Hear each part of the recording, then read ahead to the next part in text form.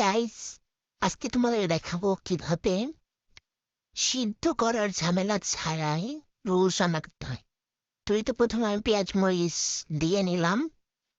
কড়াইতে পেঁয়াজ মরিচ দিয়ে খুব সুন্দর করে নাড়াচাড়া করতে থাকবো। পেঁয়াজটা বাদামি রং হয়ে আসে পর্যন্ত। বাদামি রংটা হয়ে এসছে পেঁয়াজ মরিচ, এবার আরেকটু নাড়াচাড়া করতে হবে। নাড়াচাড়া করে এর মধ্যে আমরা ডিম দিয়ে দিব। ডিম ভেঙে দেওয়ার পরে আমরা এটাকে আরেকটু নাড়াচাড়া করে নিব।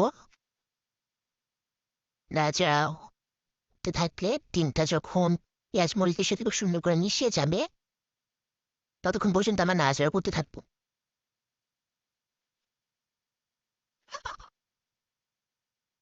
এই তো আমার ডিমটা খুব সুন্দর করে মিশে গেছে।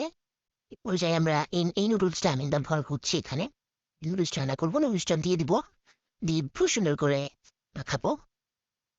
মাখাতে থাকবো। মাখাতে মাখাতে এরপরে নুডলসের প্যাকেটের ভেতরে যে মশলাটা, আমি এখানে 2টা নুডলস ব্যবহার করেছি। 2টা প্যাকেটে 2টা মশলা দুটো আমি দিয়ে দিব। মশলা দুটো দেওয়ার পরে সুন্দর করে মিশাতে থাকবো। এরপরে আমি মিশানোর পরে পানি দিয়ে দিব। পানিটা ততটুকু দিতে হবে নুডলসটা যেন সিদ্ধ হয়ে যাওয়ার পরে আর কোনো পানি অবশিষ্ট না থাকে, সে পরিমাণ পানি দিয়ে দিব।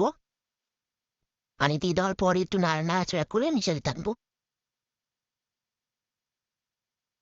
সিদ্ধ হয়ে গেলে আমি একটু ভেঙে ভেঙে দিচ্ছি। আমি ভাঙা ভাঙা নুডলস খেতে পছন্দ করি, এই কারণে। এরপরে আমি এটাকে ঢাকনা দিয়ে ঢেকে দিব নুডলসটা সিদ্ধ হওয়া পর্যন্ত। তো আমি ঢাকনা দিয়ে ঢেকে দিলাম।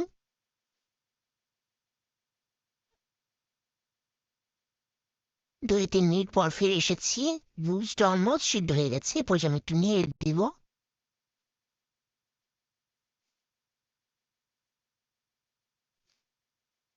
নেড়ে দেওয়ার পর আরেকটু ঢেকে